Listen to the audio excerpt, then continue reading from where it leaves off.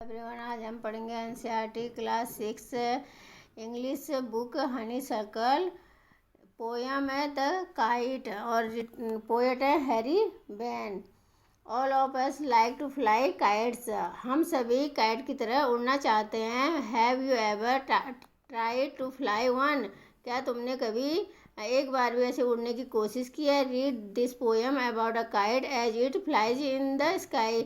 इस पोएम को पढ़ो, इसमें बताया गया है कि काइट कैसे उड़ती है। How bright on the blue is a kite when it's new with a dive and a dip it snaps its tail. Bright का मीनिंग होता है चमकीली, और डाइव का मीनिंग होता है तैरना, डीप का मीनिंग होता है बिल्कुल नीचे जाके ऊपर आना, स्नैप्स का मीनिंग होता है फड़फड़ाना या हिलाना, टेल का मीनिंग होता है पूंछ।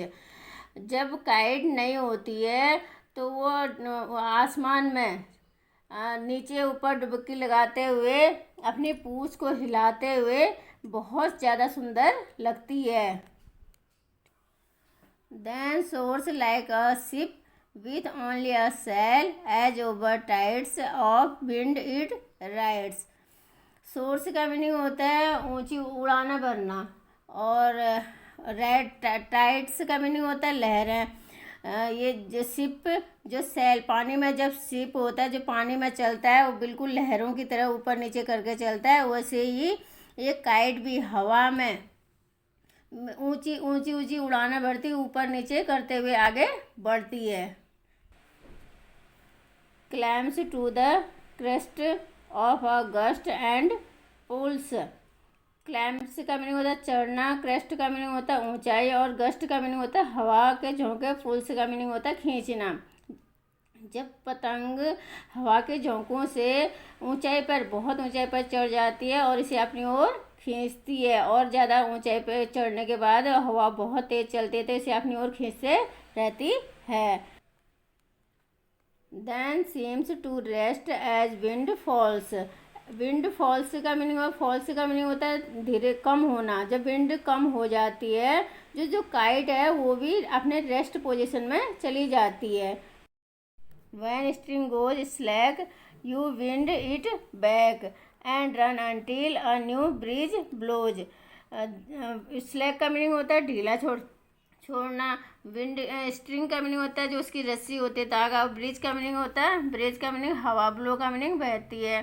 जब वो विंड रेस्ट पोजीशन में आ जाते हैं तो उसका जो स्ट्रिंग है उसे थोड़ा ढीला छोड़ देते हैं और उस तब तक दौड़ते रहते हैं जब तक कि एक न्यू विंड ब्लो नहीं करने लग जाती है। And its wings feel and up it goes. और जब हवा दोबारा नई हवा बहने लगती है तो इसकी विंग्स जो इसकी पंख हैं उनमें हवा भर जाती है और फिर दोबारा से ऊपर उड़ने लगती है। How bright on the blue is a kite when it's new. कितनी ब्राइट, कितनी चमकीली नीले आसमान में नई पतंग उड़ती हुई लगती है।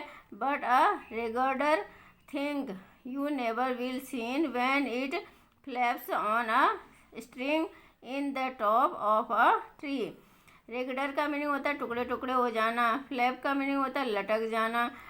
जब ये हवा बहुत ऊंचाई में चढ़ जाती है और किसी पेड़ के ऊपर लटक जाती है और उसकी जो स्ट्रिंग है वो टूट जाती है तो इस पतंग की जो पतंग होती है, काइट होती है, उसके वो टूट फूट जाती है, बिल्कुल उसके टुकड़े टुकड़े हो जाते हैं और उसे तुम कभी दोबारा नहीं देख पाओगे। ऐसे भी लास्ट में अगर पतंग कहीं अटक जाती है वो पेड़ों में और वहीं पे उसकी स्ट्रिंग भी टूट जाती है और पतंग भी वहीं रह जाती है।